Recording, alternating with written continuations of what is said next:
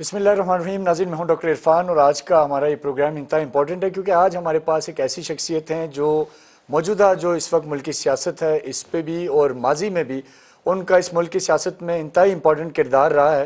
اور بہت سارے ایسے راز جو آج کل کیونکہ لوگ بہت سارے رازوں سے پردہ اٹھا رہے ہیں تو ایسے کئی راز ان کے سینے میں بھی دفن ہیں.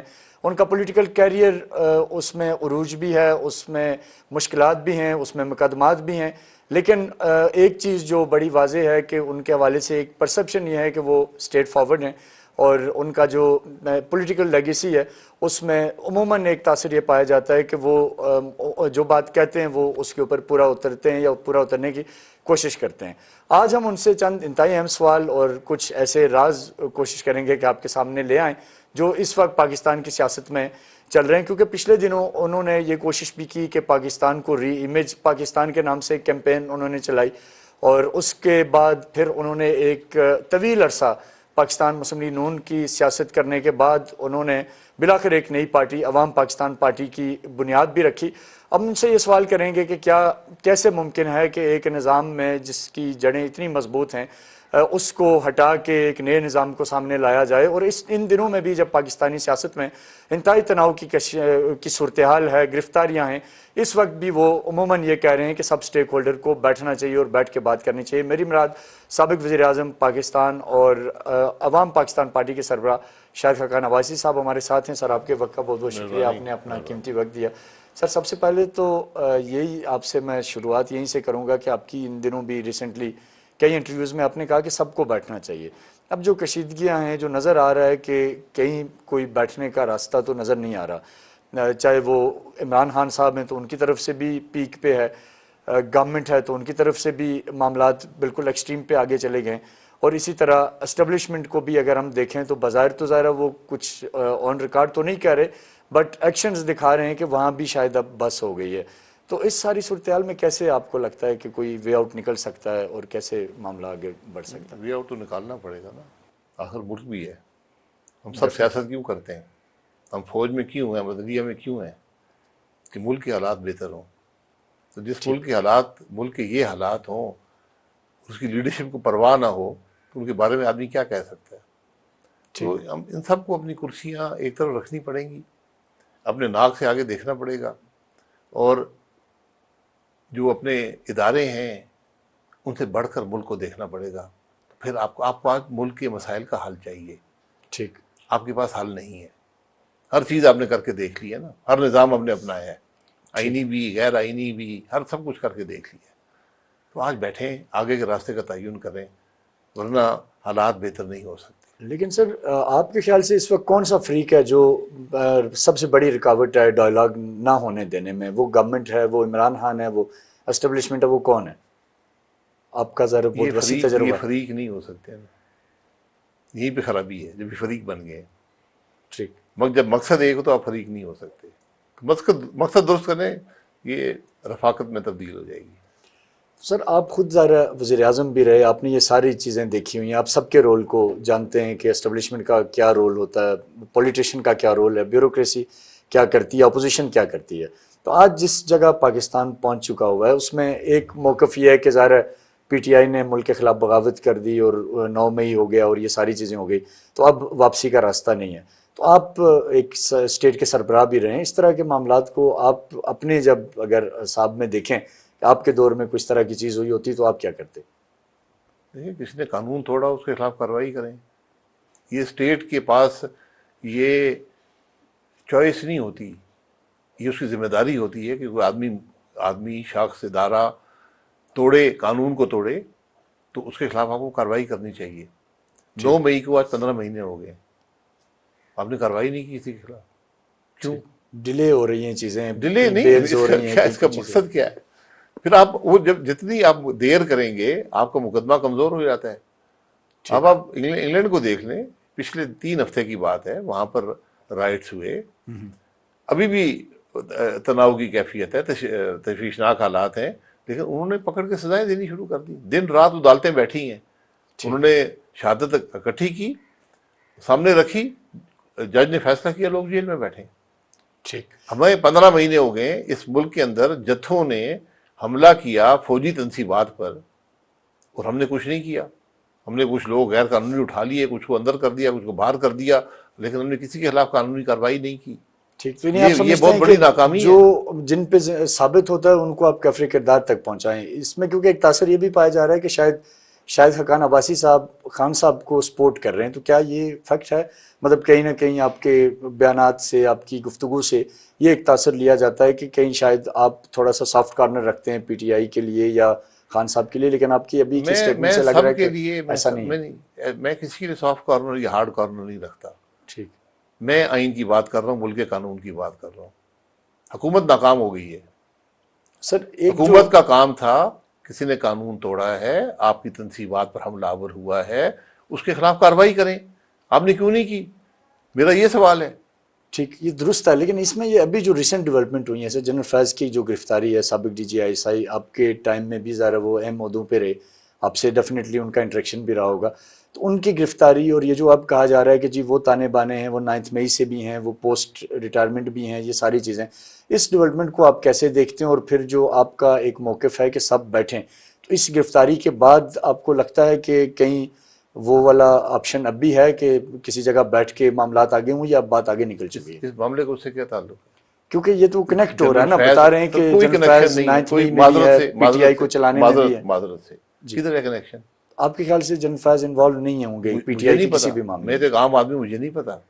جنرل آپ سے فیض بہت ویل کو کنیکٹڈ ہیں فوج آپ. کے ذمہ دار افسروں نے کہا ہے کہ انہوں نے یہ کرمنل ایکٹ کیا ہے, انہوں نے ذکر بھی کیا ہے, کوئی ٹاپ سٹی ہے, پتہ نہیں کیا ہے, اس پر ان کے خلاف کارروائی کر رہے ہیں سپریم کورٹ کے آرڈر کے مطابق, یہ کہا گیا. اور انہوں نے کہا جی کہ اور بھی باتیں آئیں گی. تو آج جو ان کے خلاف کارروائی ہونی ہے وہ کورٹ مارشل پروسیڈنگز ہیں, جو ان کے خلاف چارجز لگے ہیں. وہ آپ اس کو بعد میں اگر وہ مزید چارجز لگانا چاہتے ہیں جن کا تعلق مئی 9 سے ہے, تو وہ حقیقت ابھی سامنے نہیں آئی. یا جیسے وہ کہہ الزام رہے ہیں کہ لگانے کچھ سے اور آفیسرز بھی میری بات سن لیں. اریسٹ ہوئے ہیں جو دیکھیں, شاید وہ کرتے تھے. میرا ان معاملات سے میرا کوئی تعلق نہیں ہے, نہ آپ کا کوئی تعلق ہے. ٹھیک, یہ فوج کے معاملات ہیں, وہ ان کا اپنا قانون ہے, آرمی ایکٹ ہے, ریگولیشنز ہیں. ان کی اگر کوئی فوجی افسر سرونگ یا ریٹائرڈ ان کو توڑتا ہے, وہ اس کے خلاف کارروائی کر سکتے ہیں. جب آپ فوج کے افسر بنتے ہیں تو آپ اپنے وہ حقوق چھوڑ دیتے ہیں جو آئین آپ کو دیتی ہے, آپ ایک ڈیفرنٹ نظام میں چلے جاتے ہیں. جس نے بھی کی ہے, یہ فوج کی ذمہ داری ہے اس کے خلاف کارروائی کرے. ٹھیک, میں اور آپ اس میں شامل نہ ہو تو بہتر ہے. مطلب یہ پی ٹی آئی اور یہ نیکسز نہیں ہے, آپ کو یہ لگتا ہے؟ مجھے نہیں لگتا ہے, تو پی ٹی آئی کو بھی شامل کر لیں. ٹھیک, دیکھیں نا, آپ کے پاس آپ کسی کے خلاف فوجی عدالت میں کارروائی اس وقت کریں گے جب وہ آرمی ایکٹ کی خلاف ورزی کرے گا, اور کسی فوجی افسر کے ساتھ مل کر یا اس کی مدد کر کے فوج کو نقصان پہنچاتا ہے. یہ قانون کہتا ہے. ٹھیک, اس میں کیا سارائی نہیں کرنی چاہیے. ٹھیک, بالکل ٹھیک ہے. یہ سب سے امپورٹنٹ بات یہ ہے, یہ انصاف کا تقاضا ہوتا ہے. انصاف کے کچھ تقاضے ہوتے ہیں. ہم کسی پر, یہ میں خود اس سے گزر چکا ہوں, میں اس لیے بیان کر رہا ہوں, ایک دفعہ نہیں, میں بہت دفعہ گزر چکا ہوں. ٹھیک ہے, تو وہ کہتے ہیں کچھ تو ہوا ہوگا نا جی, تو کچھ نہیں ہوا. اب جو اصل کل بھی کچھ جرنلسٹ اس پہ 1-2 ٹی وی شوز میں بات ہو رہی تھی کہ ابھی ظاہر فیض صاحب ہیں, پھر لیٹر آن یہ میں بھی باجوہ صاحب تک بھی بات جائے گی, اور اس میں آپ کا ذکر ایک جگہ ایک سینئر صحافی انہوں نے کیا کہ ملک احمد خان اور شاید حقان عباسی صاحب جو ہیں وہ جنرل باجوہ صاحب کے بڑے قربت دار تھے, ان کے ساتھ بیٹھتے رہتے تھے. تو ابھی بھی پی ایم ایل این میں بھی کچھ وائسز ہیں جو چاہتی ہیں کہ اگر کوئی معاملات جاتا ہے تو وہ جنرل باجوہ صاحب تک نہ جائے, اور اسی طرح آپ کا اور ملک احمد خان کا بھی نام لیا گیا. تو اس پہ آپ کیا کہیں؟ نام لیتے رہے نا, حقیقت بڑی مختلف ہوتی ہے.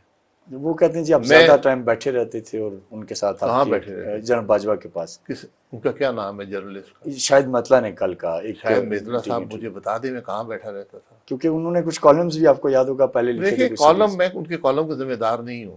ٹھیک, کیا جنرل باجوہ کے ساتھ بیٹھنا جرم ہے؟ نہیں, ڈیفینیٹلی نہیں. اچھا, بیٹھنا میں جنرل جوہر کے ساتھ کب بیٹھا تھا؟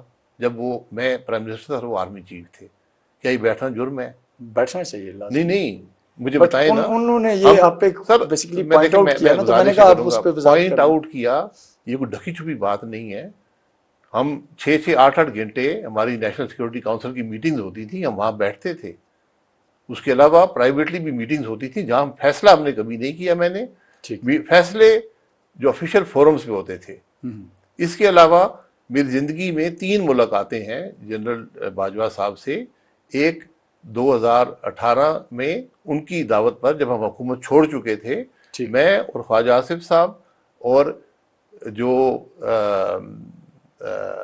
مفتاح اسماعیل صاحب جنرل باجوہ کی دعوت پر ان سے ملنے گئے تھے، اپنی پارٹی کو بتا کر۔ وہ میٹنگ اکانومی پر ہوئی تھی۔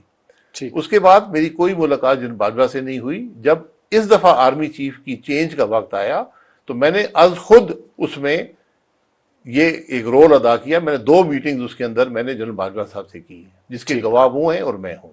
اس کے علاوہ اگر بیٹھنا جرم ہے کسی کے ساتھ تو میں اس جرم کا مرتکب نہیں ہوں۔ میری بات امپریشن یہ ہے سر، ایک چھوٹا سا سوال ہے، امپریشن یہ ہے کہ شاید وہ میاں نواز شریف صاحب کی واپسی اور یہ جو ظاہر پی ایم ایل این کی گورنمنٹ وغیرہ اس کے لیے کوئی انڈر دی ٹیبل میرا بات کوئی ہو رہی تعلق نہیں ہے، میں ان کاموں میں نہیں پڑتا۔ ٹھیک، میں نے آپ کو بتا دیا ہے، ایک میٹنگ وہاں پر ہوئی ہے جنرل باجوہ سے اور 2 میٹنگ یہاں پر ہوئی ہے۔ میں کسی چھپی میٹنگز نہیں کرتا۔ ٹھیک، اور یہ ایک مقصد تھا جو میں نے از خود اپنایا، اور نہ نئے جنرل چیف باجوہ کی نے مجھے کہا اپائنٹمنٹ نہ پہ، کسی اور نے مجھے کہا۔ نئے چیف کی اپائنٹمنٹ پہ آپ بتا رہے تھے کہ آپ کی شاید اس سے پہلے ایک جی، ملاقات میں نے اس دفعہ جب پوری بات ہو رہی تھی اس میں بہت ابہام پیدا ہو رہا تھا۔ میں نے ایک شخص جس کی باجوہ صاحب سے بھی رابطہ رہا جب میں پرائم منسٹر تھا، تو میں نے کہا کہ میں اپنا رول ادا کروں تاکہ یہ معاملہ وہیں جاتا نظر آ رہا تھا جہاں 2019 کا معاملہ تھا۔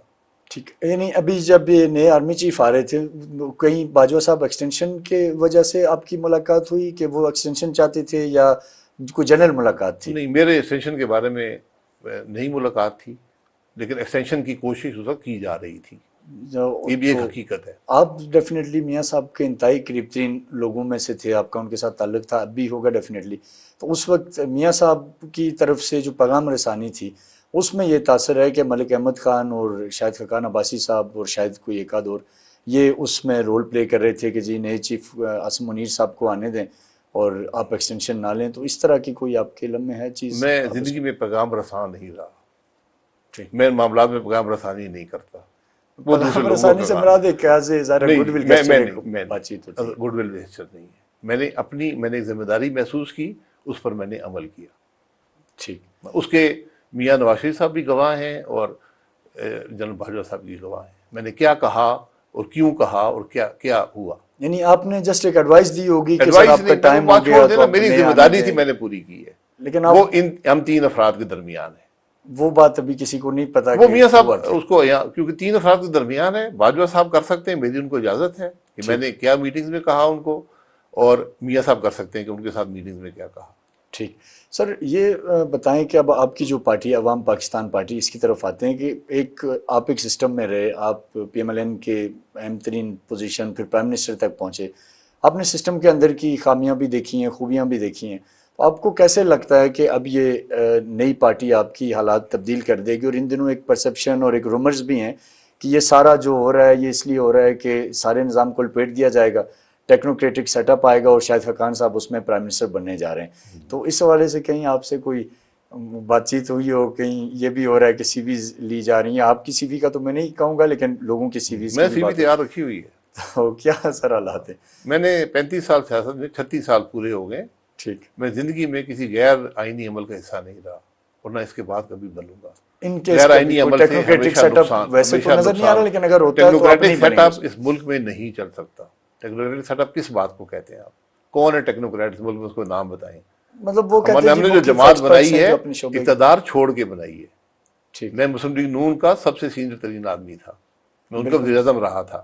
ٹھیک، آج وہ پارٹی اقتدار میں ہے، صوبے میں بھی اور وفاق میں بھی۔ میں وہ چھوڑ کے آیا ہوں، ایک مقصد کے لیے آیا ہوں۔ وہ مقصد یہ ہے کہ ملک کی بہتری ہو سکے۔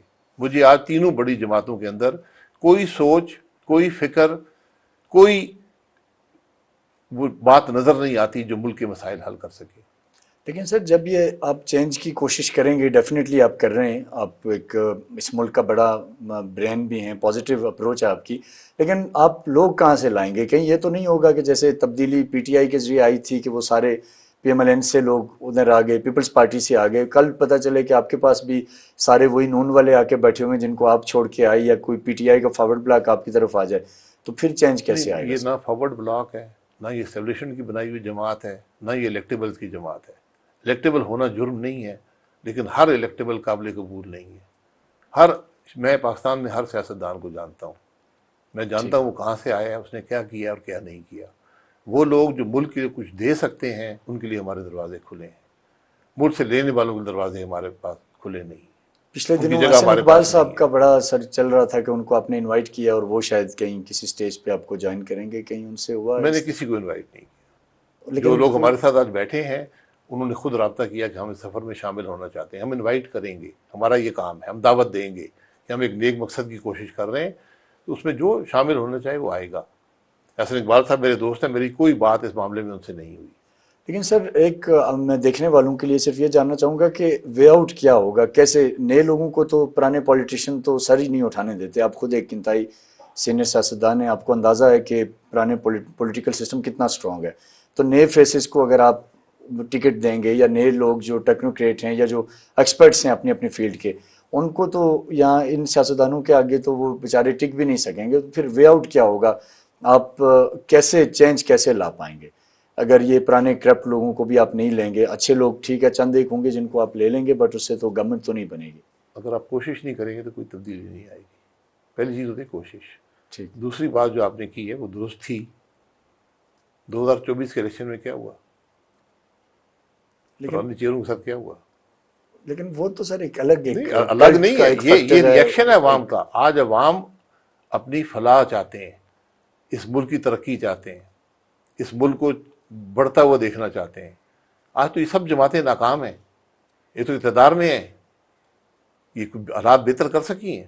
آج مایوسی ہے ملک کے اندر، اس کے اندر کم از کم ایک امید کی کرن دینا ہمارا کام ہے، ایک بہتر سوچ سامنے رکھنا ہمارا کام ہے۔ اس کے بعد عوام نے پسند کیا تو بالکل ہمارا کام ہے کہ لوگوں کو دعوت دیں، لوگوں کو ایک ٹھیک، بہتر سوچ سامنے رکھیں، ایک بہتر نظریہ سامنے رکھیں، تو ہم وہ اس عمل اس پہ چل رہے ہیں۔ یہ ایک آئینی حق ہے۔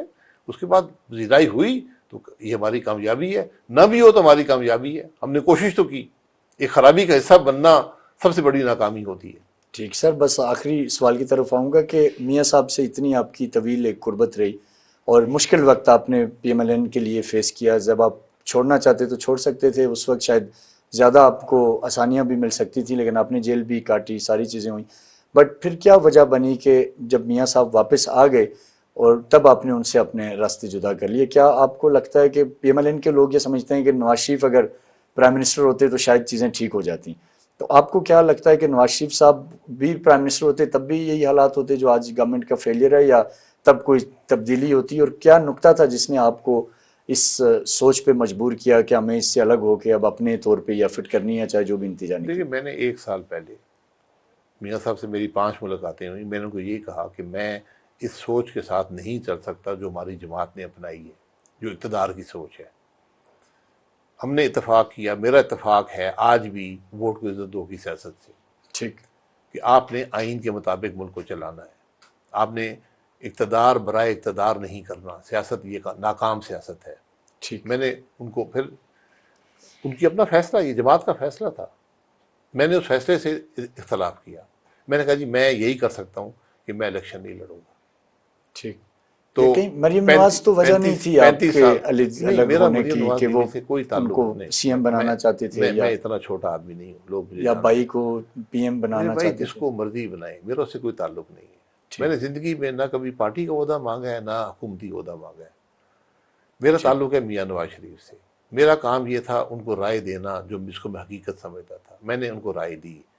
ان کا اپنا راستہ تھا، میں نے کہا جی میں اس سے اتفاق نہیں کر سکتا، میں الیکشن نہیں میں یہی کر سکتا ہوں۔ میں نے ٹھیک، الیکشن نہیں لڑا، میں کسی اور جماعت میں نہیں گیا، میں نے آزاد الیکشن بھی نہیں لڑا، مجھ پر بہت دباؤ تھا۔